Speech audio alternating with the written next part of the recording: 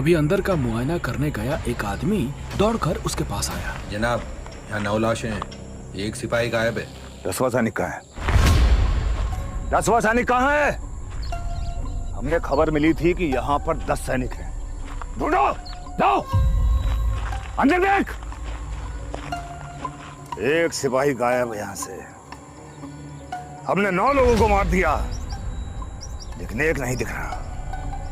नहीं नहीं, भागने का सवाल ही नहीं होता, हमने मौका ही नहीं दिया। जनाब, अगर आप कहें तो मैं उसके पीछे जाता हूं। उसके पीछे जाकर देखें। नहीं, इस वक्त आगे जाने में खतरा है, हम उसे नहीं ढूंढेंगे। इस देश के सैनिकों को अच्छी तरह जानता हूं मैं। अपनी जान से ज्यादा इन्हें अपने देश की मिट्टी और अपने साथियों की जान प्यारी होती है। देखना, वो 10वां सैनिक खुद तुम्हें ढूंढते हुए आएगा। अभी के लिए लौट जाओ, उसे जंगल में खत्म करना। ठीक है जनाब। सबकी बॉडी उठाकर रसोई घर में डाल दो, राख हो जाने दो। इन पड़ोसी मुल्क वालों को हमारी ताकत का अंदाजा लगना चाहिए।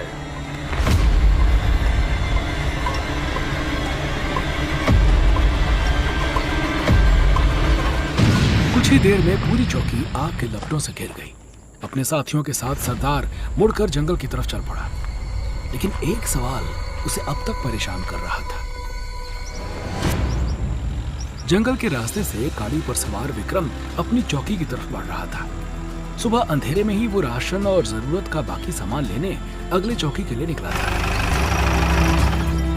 विक्रम 6 फुट का लंबा आकर्षक नौजवान था। गोरा रंग, गहरी काली आंखें और तराशा हुआ चेहरा। देखकर यूनिट वाले उसे हीरो कहते थे। फौजी ट्रेनिंग के बाद उसके मजबूत कंधों और चौड़े सीने पर वर्दी बेहतरीन लगती थी। पिछले 6 महीने से वो देश की आखिरी चौकी पर तैनात था। ये उसकी पहली पोस्टिंग थी, जो उसकी सजा का हिस्सा थी। विक्रम के पिता बचपन से वर्दी वाले जवानों को देखकर खुद भी सेना में भर्ती होने का सपना देखते थे। जब विक्रम के नाम सेना की ट्रेनिंग यूनिट में दाखिले का खत आया, तो उसके पिता विक्रम को गले लगा के रो पड़े।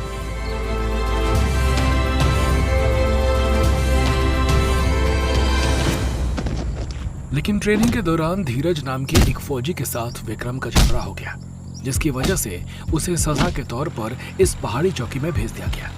वैसे यहाँ कोई खास तकलीफ नहीं थी, सिवाय इसके कि 6 महीने में उसने एक बार भी गन नहीं छोड़ा था। एक असली फौजी होने का उसे अब तक कोई अनुभव नहीं मिला था।